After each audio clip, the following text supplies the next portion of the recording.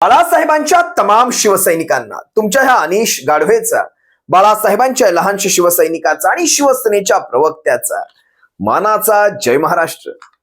शिवसैनिकांनो, काल परवामध्ये आपल्या एका शिवसेना एक वादळवरच्या व्हिडिओ खाली मला एक कमेंट आली. त्या कमेंटमध्ये मला एक प्रश्न विचारण्यात आला होता. त्या प्रश्नाचं उत्तर त्या कमेंट खाली मी देऊ शकलो असतो, पण ते उत्तर मला तिथे न देता तुम्हा सर्वांसमोर देण्याची इच्छा झाली, कारण तो प्रश्न तशाच प्रकारचा होता. त्या प्रश्नाचं उत्तर तिथे देण्यापेक्षा मी विचार केला तुम्हा सर्वांच्या साक्षीने द्यावं. त्यासाठी आजचा हा व्हिडिओ. प्रश्न असा होता, त्या शिवसैनिकाने ज्यांनी कोणी मला तो प्रश्न केला त्यांचा प्रश्न असा होता, अनिश दादा, आपल्याकडे नाव नाही, आपल्याकडे चिन्ह नाही, आपल्याकडे शिवसेना नाव नाही, आपल्याकडे शिवसेना हे चिन्ह, शिवसेनेचं धनुष्यबाणाचं चिन्ह नाही. आपले पक्षप्रमुख वारंवार सांगतायत माझ्याकडे देण्यासाठी आता काहीच नाही. आपल्याकडे आमदार नाहीत, आपल्याकडे खासदार नाहीत, आपल्याकडे नगरसेवक नाहीत. मग तरी देखील आजच्या घडीला महाराष्ट्रामध्ये एवढा फोफावलेला, एवढा माजलेला हा भारतीय जनता पक्ष अजूनही उद्धव बाळासाहेब ठाकरे या नावाला का घाबरतोय? काय असं आहे या माणसामध्ये? या माणसाची जादू अजूनही का ओसरत नाहीये? या माणसाकडचं सगळं सगळं सगळं काढून घेतल्यानंतर देखील या माणसाची जादू अजून ओसरत का नाहीये? त्यांची ती भीती या भारतीय जनता पक्षाच्या मनातून जात का नाहीये? प्रश्न अशा प्रकारचा होता. आता तुम्ही मला सांगावं शिवसैनिकांनो, या प्रश्नाचं उत्तर त्या कमेंट खाली देण्यापेक्षा मला तुमच्या सर्वांसमोर घेऊन येणं का गरजेचं वाटलं असेल? असे प्रश्न अनेक लाखो शिवसैनिकांच्या मनामध्ये तयार झालेले असेल. त्या सगळ्यांची उत्तरं तुमच्या मनात आधीपासूनच आहेत. मी काय त्याच्यावर उत्तर देणार? या सगळ्यांची उत्तरं तुमच्या मनात आधीपासून आहेत. का उद्धव बाळासाहेब ठाकरे या नावाला हा भारतीय जनता पक्ष घाबरतो? याचं शीर्षस्थ नेतृत्व, याचं सर्वोच्च नेतृत्व देखील आज देखील या उद्धव बाळासाहेब ठाकरे या नावाला घाबरतं. अगदी नरेंद्र मोदींपासून, अमित शहांपासून, यांच्या जेपी नड्डांपासून सगळेच्या सगळे महाराष्ट्रातले चिले पिले सगळे सोडून द्या. महाराष्ट्रातल्या चिले पिल्यांची तर मी नावं पण घेणार नाही. पण हे सगळे का घाबरतात?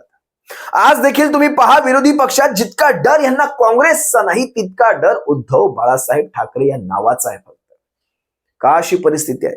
सगळ्याच्या सगळं हातामध्ये असताना देखील या महाराष्ट्रातल्या या नेत्याला, या उद्धव बाळासाहेब ठाकरे या नावाला हे भारतीय जनता पक्षाचं शीर्षस्थ नेतृत्व का घाबरतंय? हा प्रश्न त्यांनी मला विचारला आणि माझ्याही मनात विचार आला की नेमकं शिवसैनिकांच्या मनात काय काय विचार येऊ शकतात, काय काय चालू असतं शिवसैनिकांच्या मनामध्ये. काही शिवसैनिक व्यक्त होतात, काही शिवसैनिक व्यक्त होत नाहीत. पण आज त्यांना मी थोड्या अर्थाने का होईना मी एक उत्तर द्यायचा प्रयत्न नक्कीच करतोय. बघा, सगळ्यात पहिली गोष्ट लक्षात ठेवा, त्यांच्या प्रश्नातच त्यांचं उत्तर आहे, कारण त्यांचं नाव उद्धव बाळासाहेब ठाकरे हे आहे. त्यांचं आडनाव ठाकरे आहे आणि ठाकरे हा महाराष्ट्राचा ब्रँड आहे. ब्रँड ठाकरे इज ब्रँड महाराष्ट्राचा. बरं, ठाकरेच्या अलीकडे लागतं बाळासाहेब, आणि बाळासाहेब या नावातच एक अशी ताकद आहे, एक असा ज्वालामुखी आहे जो सगळ्यांना भस्म करून ठेवतो. बाळासाहेब हे नाव पेलवायची ताकद ह्या ऐऱ्या गैऱ्यांमध्ये नाही. बाळासाहेबांचे आज फोटो लावून मिरवतायत बरेच जण. बाळासाहेबांचे फोटो लावून, बाळासाहेबांची शिवसेना सांगून, बाळासाहेबांचे विचार सांगून हे भामटे स्वतःच्या पोळ्या भाजून घेत आहेत. हे भामटे. पण लक्षात ठेवा, या उद्धव बाळासाहेब ठाकरेंच्या नावाला का घाबरलं जातं? चला थेट मुद्द्यावरच येऊया. थेट मुद्द्यावर आज तुम्हाला मी काही गोष्टी इथे लिहूनच आणलेल्या आहेत. त्या सगळ्या एका मागोमाग एक तुमच्या सर्वांसमोर ठेवणार आहे.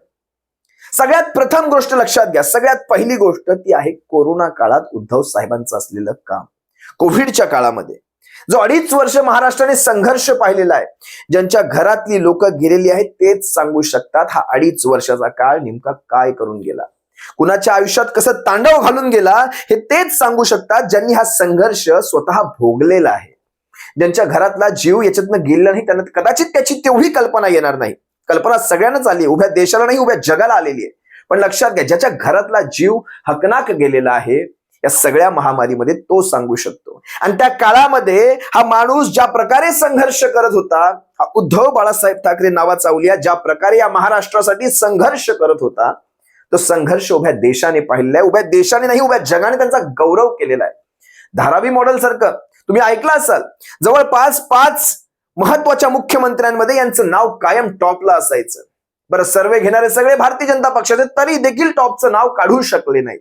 धारावी मॉडेल, ज्या धारावीमध्ये एवढ्याशा घनतेमध्ये एवढी लाखो करोडोंची लोकसंख्या राहत होती, तिथे देखील त्यांनी ती महामारी पसरू दिली नाही. मुंबई सारख्या महानगराकडे उभ्या जगाचं लक्ष लागलं होतं, कारण एवढ्या कमी घनतेच्या प्रदेशामध्ये एवढा सारा लोकसंख्येचा समाज राहतोय, तिथे ह्या रोगाला कसा अटकाव करणार. अगदी स्मशानं कमी पडली असती तरी देखील या माणसाने ज्या प्रकारचं महानगरपालिकेकडनं ज्या प्रकारचं काम करून घेतलं, प्रशासनाकडून ज्या प्रकारचं काम करून घेतलं, प्रशासनाला जी खुली सूट देऊन टाकली. कारण काय असतं माहितीये शिवसैनिकांनो, एक गोष्ट लक्षात घ्या, तुमच्याकडे जर एखाद्या गोष्टीचा अनुभव नसेल ना, तर त्या गोष्टीचा अनुभव असलेल्यांना सूट देऊन टाका. सूट द्या, त्या प्रशासकीय अधिकाऱ्यांना सूट द्या, त्या आरोग्य व्यवस्थेच्या अधिकाऱ्यांना सूट द्या. करा तुम्हाला काय करायचंय, पण ह्या रोगाला थांबवा, ह्या कोरोनाला थांबवा. अगदी तेच केलं पक्षप्रमुखांनी. पक्षप्रमुखांनी कोणाच्याही कामात त्यावेळेस ढवळाढवळ केली नाही.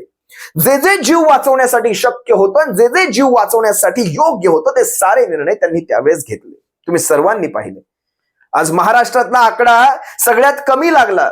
महाराष्ट्राचे आकडे भुगवून दाखवायचा प्रयत्न केला जात होता, पण तो करता आला नाही यांना. गंगेतली प्रेतं वाहताना सगळ्यांनी पाहिली, पण महाराष्ट्राच्या भीमा आणि गोदावऱ्या स्वच्छ पाण्याने वाहत होत्या. हे देखील तितकंच सत्य आहे. तुम्हाला आणखी बऱ्याचशा गोष्टी सांगतो, लक्षात घ्या. आजही फक्त काँग्रेस विरोधात पाहिजे होतं ना यांच्या, कारण लक्षात घ्या, शिवसेना तुमच्याकडे आहे, अधिकृत नाव चिन्ह तुमच्याकडे आहे, राष्ट्रवादी तुमच्याकडे आहे, म्हणजे अजित पवार तुमच्याकडे, आमदार सगळे तुमच्याकडे. मग राहिलंय कोण? फक्त काँग्रेस. मग एवढी डर कशासाठी? हा जो डर बसलाय तुमच्यामध्ये, तो कशासाठी? त्या 32 वर्षाच्या युवकाच्या मागे हात धुवून लागलेले असताना तो देखील तुम्हाला नडतोय. एक वाघाचा बछडा कसा असतो, आदित्य उद्धव बाळासाहेब ठाकरे अगदी तेच करतायत. अगदी तेच यांच्या बाले किल्ल्यांमध्ये जाऊन ह्यांना सुरुंग लावायची कामं करतायत. बघा, टॉप 5 मंत्र्यांमध्ये यांचं नाव आलं, जगभरामध्ये कौतुक झालं, हेच यांना झोंबलं. कारण त्याच्या पुढे जाऊन देशाच्या प्रधानमंत्र्यांच्या यादींमध्ये कदाचित यांचा समावेश होऊ शकतो का, भविष्यात प्रधानमंत्रीचा चेहरा म्हणून यांच्याकडे पाहिलं जाऊ शकतं का, इथून यांच्या बुडाखाली बॉम्ब फुटायला सुरुवात झाली. का घाबरलं जातं लक्षात घ्या. सगळ्यात पहिली गोष्ट, संयमी नेतृत्व. अगदी ठाकरे असून सुद्धा हे नेतृत्व इतकं संयमी आहे, ज्यांच्यामध्ये त्यांच्या बोलण्यामध्ये तुम्हाला अरेरावी दिसणार नाही, टघेगिरी दिसणार नाही. तुम्हाला त्यांच्या बोलण्यामध्ये तुम्हाला बघा ना, त्यांनी अतिशय संयमी विधानं करतात कायम सद, आणि त्यांनी एखादा शब्द जरी वापरला तर त्याची न्यूज बनते. अगदी फडतूस पासून कलंक पासून सगळ्या शब्दांची न्यूज बनते. एक फडतूस शब्द काय त्यांनी वापरला, सगळीकडे हॅशटॅग फेमस झाला. का घाबरलं जातं लक्षात ठेवा. त्याच्यानंतर शिवसेनेच्या फुटीनंतर जी परिस्थिती ज्या प्रकारे त्यांनी हाताळली, शिवसेनेसारख्या एवढ्या कडवट निष्ठावंतांची जेव्हा अशा पक्षामध्ये जेव्हा फूट घडून आणली, त्यावेळेस खरं तर एक महाराष्ट्रामध्ये एक काय रक्तसंहार, तुम्ही काय म्हणायचं ते म्हणा, काहीही घडू शकलं असतं, पण ती परिस्थिती येऊ दिली नाही. कारण हा काळ वेगळा आहे. या काळामध्ये परिस्थिती वेगळ्या पद्धतीने करावी लागणार. कारण शेवटी हा सगळा प्रकार करून जे तुम्हाला साध्य करायचं ते साध्य झालं नसतं. आज तुम्ही पाहताय ना, मराठा आरक्षण आंदोलनामध्ये काय घडतंय. करोडोंचे मोर्चे काढले, शांततेत मोर्चे काढले, मूक मोर्चे काढले, त्यानंतर देखील तुम्ही पाहताय ना कशा प्रकारे खेळवलं जाते, कशा प्रकारे घुटमळवलं जातंय. अगदी बीडमध्येच तुम्ही पाहिलात, तुम्हाला सांगितलं की तुमचे आरोप मागे घेतो, त्यांना अटक होणार नाही, आणि अटक केल्या जात आहेत. हे अशा प्रकारचं खेळवलं जात आहे. अगदी तेच घडलं असतं शिवसैनिकांच्या बाबतीत. त्यावेळेस ती तहाची परिस्थिती होती, शिवसैनिकांना कुठल्याही प्रकारची इजा होऊ नये यासाठी या माणसाने ज्या प्रकारचा संयम आस्थागायत दाखवलाय. उभ्या महाराष्ट्रात कुणामध्ये एवढी हिंमत नव्हती अशा प्रकारचा, एवढा कडवट निष्ठावंतांची ती फौज हातात असताना एवढा संयमी निर्णय घेण्याची. ते ह्या माणसाने संयमी नेतृत्व दाखवून दिलं. हाताळलेली परिस्थिती उभ्या महाराष्ट्राने पाहिली, आणि त्याच्यामुळे त्यांचं कौतुक सगळ्यात जास्त झालं. कारण लोक विचार करत होते, आता काहीतरी घडणार, अनर्थ घडणार, या महाराष्ट्राचं काय होणार माहित नाही. कारण शिवसेनेमध्ये फूट कोणी विचार देखील करू शकलं नसतं, शिवसेनेमध्ये फूट होऊ शकलं नसतं. पण अजूनही पक्ष एक संध ठेवलेला आहे, अजूनही असा वज्रमूठ ठेवलेला आहे पक्ष. गेलेत ते फक्त गद्दार, पण पक्ष अजूनही वज्रमुठीसारखा एक संध आहे. त्यामुळे जनतेचा विश्वास आणखी दृढ झाला, आणि आश्वासक नेतृत्व आहे. भविष्यामध्ये ज्या वेळेस पुन्हा निवडणुका लागतील, त्याच्यानंतर पुन्हा ही सारी सत्तेची ती सगळी द्वार आपल्याच बाजूने खुलणार आहेत. या प्रकारचं एक आश्वासक नेतृत्व सारा महाराष्ट्र उद्धव साहेबांकडे पाहून सांगतो. त्यामुळे शिवसेनेत तुम्ही पाहिलं असाल मागच्या काही महिन्यांपासून इतके कार्यकर्ते येत आहेत, इतके नेते येत आहेत, माजी आमदार असतील बरेचसे येत आहेत. हे कशासाठी येत आहेत? कारण त्यांना ते आश्वासक नेतृत्व वाटतंय. पुढे ऐका, शिवसैनिकांवरची असलेली पकड, एका शब्दावर शिवसैनिक मरायला आणि मारायला तयार होतात. शिवसेना पक्षप्रमुखांच्या एका शब्दावर, पण तसला कधीही आदेश दिला गेला नाही.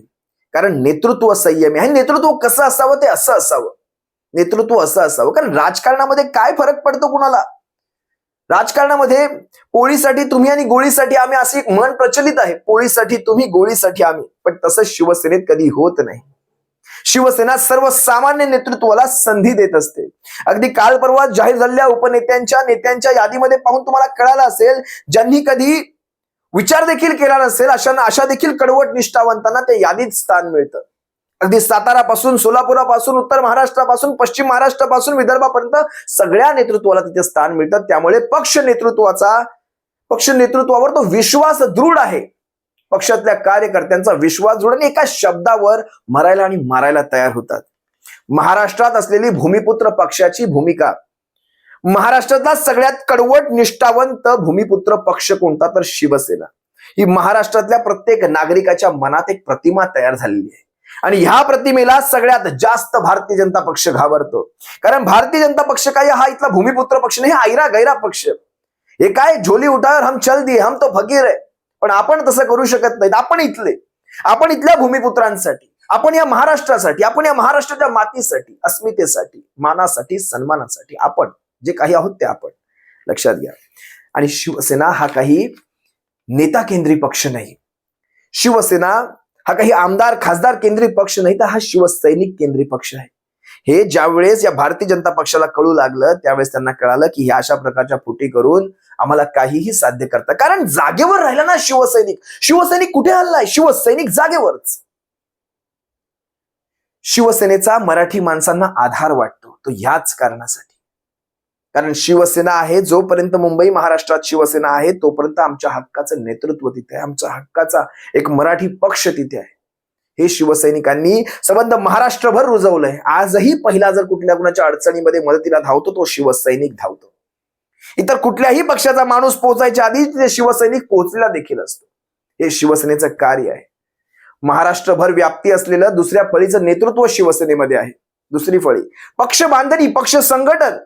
ज्या प्रकारचं शिवसेनेचं पक्ष संघटन आहे ते इतर कुठल्याही पक्षामध्ये नाही. संघटन मी सांगतोय, ज्या प्रकारे पक्षाची रचना आहे, अगदी गावापर्यंत, खेड्यांपर्यंत, वाड्या वस्त्यांपर्यंत, कसब्यांपर्यंत, अगदी उंबऱ्यांपर्यंत शिवसेना पोहोचलेली आहे.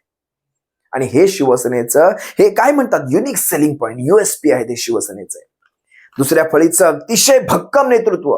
पहिल्या फळीचं नेतृत्व असून चालू शकत नाही. दुसऱ्या फळीचं, तिसऱ्या फळीचं नेतृत्व तिथे असावंच लागतं, नाहीतर काही उपयोग नाही. ज्यांना माणसात तुम्ही पोहोचू शकत नाही ते शिवसेनेमध्ये आहे. का घाबरतात उद्धव साहेबांना? बघा, याच सगळ्या कारणांसाठी घाबरतात. एवढी कडवट शिवसेनेसारखी एवढी कडवट महिला आघाडी कुठल्या इतर पक्षांमध्ये तुम्हाला सापडून देखील सापडणार नाही. कडवट महिला आघाडी. शिवसेनेची ती महिला रणरागिणी म्हणतात, त्यांना महिला आघाडीला रणरागिणी म्हणतात. अगदी तसंच आहे. शिवसेनेसारख्या कडवट पक्षामध्ये महिला आघाडी देखील तितकीच कडवट. त्या वाघिणीनं जर कोणाच्या अंगावर सोडलं, नरडीचा घोट घेऊन येतल्याशिवाय ते परत येणार नाही, अशा प्रकारची. आणि त्याला बॅकबोन म्हणतो आपण. शिवसेनेचा हा कणा आहे. शिवसेनेच्या कण्यामध्ये दोन महत्वाच्या गोष्टी आहेत. एक ज्येष्ठ नागरिक, ज्येष्ठ शिवसैनिक, जे शिवसेनेचे पूर्वापासूनचे, त्यांच्याच जीवावर आज शिवसेना तरलेली आहे, त्या ज्येष्ठ शिवसैनिकांच्या जीवावर. आणि महिला आघाडीची, त्यांचं ह्या दोघांचं मोलाचं नाही, यांचा पूर्ण वाटा आहे त्याच्यामध्ये. ज्येष्ठ शिवसैनिकांचा, ज्यांनी तो काळही पाहिलाय, ज्यांनी हा काळही पाहिलाय, असे ज्येष्ठ शिवसैनिक आजही शिवसेनेसाठी हाती शस्त्र घ्यायला देखील तयार होतात. असे कडवट निष्ठावंत ज्येष्ठ शिवसैनिक महिला आघाडी. आणि महिला आघाडीत देखील ज्येष्ठ शिवसैनिक महिला आघाडी आहे. बरं, असंख्य अंगीकृत संघटना, असंख्य, अगदी चालक मालक रिक्षांची असेल, टेम्पोंची असेल, अगदी कुठल्याही सरकारी संस्थांमधली असेल, सगळे असंख्य अंगीकृत संघटना, केबल चालक पासून असेल, तुम्हाला जिथे जा तुम्हाला शिवसेनेची अधिकृत अंगीकृत संघटना दिसते सगळीकडे. आणि ह्या संघटना म्हणजे शिवसेनेचं एक मूळ आहे, मूळ बेस आहे तो शिवसेनेचा. आणि हा तो इतका ऍक्टिव्ह आहे. मुंबईत शिवसेनेचा असलेला, मुंबईत आणि ठाण्यामध्ये असलेला दबदबा आणि शिवसेनेची मुंबई ठाण्यात असलेली संघटनात्मक बांधणी आजही ठाण्यामध्ये शिवसेनेमधून एवढे जण फुटून गेलेले असताना, मूळ गद्दारी ठाण्यामधून झालेली असताना, ठाण्यामध्ये शिवसेना कशी काय परत वाढली, ते कशी काय परत फोफावू लागली. प्रत्येक पदावर शिवसेनेचा पदाधिकारी आज देखील आहे ठाण्यामध्ये, प्रत्येक ठिकाणी. मग हे कसं घडलं? एवढ्या सगळ्या त्या धडधपटशाहीमध्ये, त्या धाकामध्ये देखील बंदूक की नोक पे देखील कसे काय हे वाढू शकले? तर ह्याच कारण ह्याच्या सगळ्यांमध्ये आहे की संघटनात्मक बांधणी जी शिवसेनेची आहे ती अतिशय मजबूत आहे मुंबई ठाण्यासारख्या परिसरामध्ये. त्यानंतर घराघरात असलेला लाखो शिवसैनिक, मुंबई ठाण्यामध्ये लाखो शिवसैनिक घराघरांमध्ये आहे. आणि हा मुंबई ठाण्यात पसरलेला शिवसैनिक आपापल्या गावागावांमध्ये देखील तितकाच ऍक्टिव्ह आहे. म्हणजे ठाण्यामध्ये असलेला सातारचा शिवसैनिक असेल, ठाण्यामध्ये असलेला कोल्हापूरचा शिवसैनिक असेल, किंवा ठाण्यामध्ये असलेला मुंबई, रत्नागिरी, रायगड, महाड ह्या सगळ्या पट्ट्यातला असलेला शिवसैनिक हा सगळीकडे ऍक्टिव्ह आहे. ज्याची नाळ आपापल्या गावांशी जरी असली, आपापल्या तालुक्यांशी जरी असली, तरी त्याची तो ठाण्या मुंबईत देखील तितकाच सक्रिय आहे. विशेषतः कोकण पट्टा असेल, पश्चिम महाराष्ट्र असेल, उत्तर महाराष्ट्र असेल, या सगळ्या पट्ट्यांमध्ये तितकाच तो ऍक्टिव्ह आहे. शिवसेनेच्या शाखांचा असणारा आधार, उद्धव साहेबांची पक्षावर असलेली कमांड, ते पक्षावरची पकड, हा या सगळ्यात महत्वाचा मुद्दा आहे. का उद्धव साहेबांना घाबरतात? याच सगळ्या कारणांसाठी घाबरतात. त्यांची देशव्यापी असलेली प्रतिमा, उद्धव साहेबांची प्रतिमा देशामध्ये शांत व्यक्तिमत्व, संयमी व्यक्तिमत्व अशीच आहे. त्यांच्याकडे सेक्युलर मतही येतात, त्यांच्याकडे नॅशनलिस्ट मतही येतात, त्यांच्याकडे एक्स्ट्रीमिस्ट मतही देखील येतात, त्यांच्याकडे हिंदुत्ववादी मतं देखील आहेत, त्यांच्याकडे मराठी बाण्याची, मराठी अस्मितेची मतं देखील आहेत. त्यांच्याकडे सारा समाज खेचला जातो, स्वतःहून येतो. कारण त्यांच्यामध्ये लोकांना ती ऑनेस्टी, तो प्रामाणिकपणा दिसतो. सगळेच्या सगळे समाज, मग त्याच्यामध्ये अल्पसंख्याकांमधले शीख असतील, जैन असतील, मारवाडी असतील, गुजराती असतील, त्याच्यानंतर सारा मुस्लिम समाज देखील, बौद्ध समाज देखील, बहुजन समाज देखील, सारेच्या सारे उद्धव साहेबांकडे खेचले जातात, स्वतःहून येतात सारे. आणि उद्धव साहेबांनी ज्यावेळेस कधी शिवसेना या पक्षामध्ये जात, धर्म, पंथ पाहून पदं दिली जात नाहीत, तुम्ही कुठल्या प्रांतातले म्हणून पदं दिली जात नाहीत.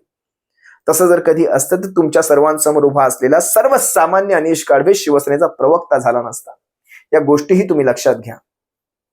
या गोष्टी खूप काही सांगून जातात. जेव्हा उदाहरणं तुम्ही स्वतःची देता त्यावेळेस तुम्ही खूप काही महत्वाचं सांगून जात असता. लक्षात घ्या. अगदी साहित्यिकांपासून, कलाकारांपासून, खेळाडूंपासून, अगदी उद्योजकांपर्यंत सगळ्यांना हे नेतृत्व आपलंसं वाटतं. सगळ्यांना वाटतं की ह्या माणसाकडे जावं, ह्या माणसाकडे गेल्यानंतर काहीतरी शक्य आहे. सगळ्यांना वाटतं.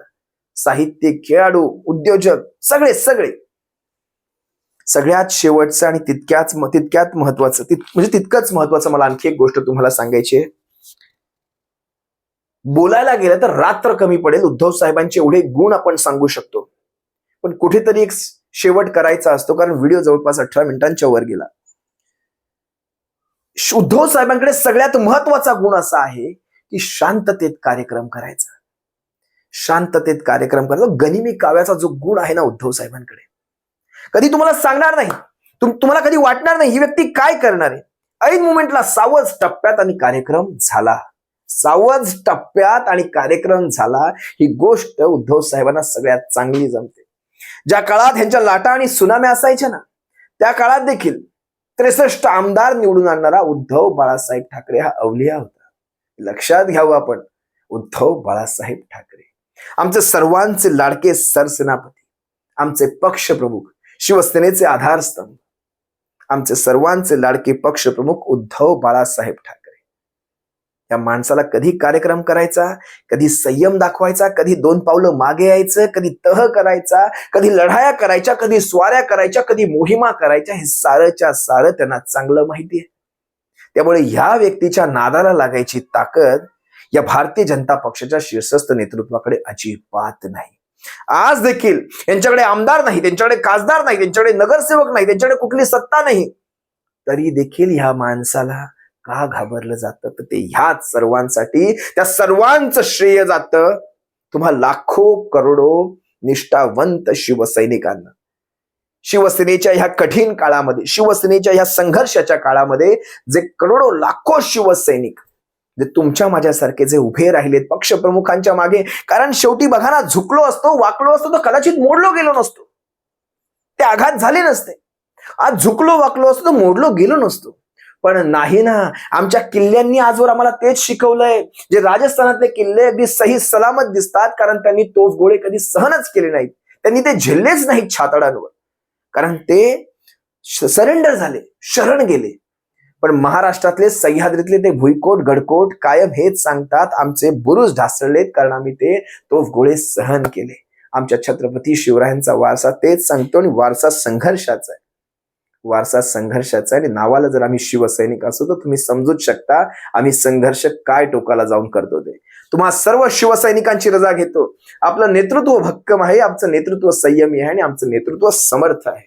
जय महाराष्ट्र. काळजी घ्या शिवसैनिकांना.